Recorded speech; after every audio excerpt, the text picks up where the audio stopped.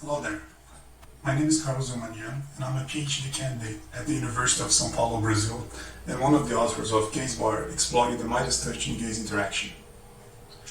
We know that one of the central issues in gaze interaction is the Midas touch problem. The name is a reference to the Greek myth of King Midas, who turned everything he touched into gold. The analogy is that, although it's tempting to perform a selection by just looking at a target, after a while it becomes clear that the user cannot look anywhere without issuing a command. Therefore, because of the Midas touch problem, all gaze interactive techniques have some sort of clutch or safety mechanism to prevent it. With dwell time selection, for example, we require the user to look at a target for a certain time threshold before issuing a command. And of course, there are many other alternatives to trigger a selection, like following a target with the eyes or performing a set of gaze gestures along a certain path. And of course, when multimodal interaction is an option, we can combine gaze pointing with manual input for selection. But in the end, we argue that these safety measures are a source of disruption in user flow, since they either add additional latency or require unrelated eye movements to reach a task goal. GazeBar came forth as an attempt to get rid of these safety measures in gaze interaction without falling into the Midas touch problem. And we soon realized that we could come up with selections that are perceived as just look to select and are generally safe if we use the gaze path that users commonly make to perform selection in a task. So we designed GazeBar to be a hierarchical toolbar containing mode options as part of a more complex interactive scenario. We decided to focus on mode switching because many applications such as digital painting require constant mode changes and present an extensive set of options, which can be very challenging for non-expert users.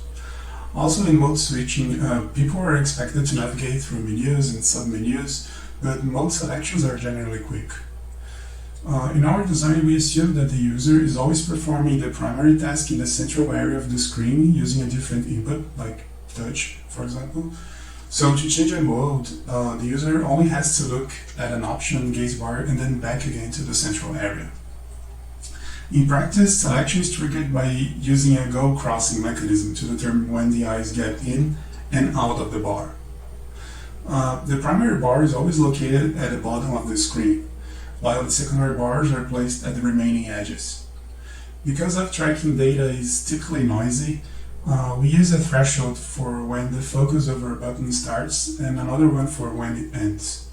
Whenever focused, a mode button changes its color and size to indicate which option is being gazed, but while in the bar area, no selection is possible, so the user can navigate safely there. The only restriction we pose in terms of frame interface exploration is that, for example, if the user gives up on switching a mode when already inside the bar. So in this case, he or she has to look at the current active mode before exiting the bar.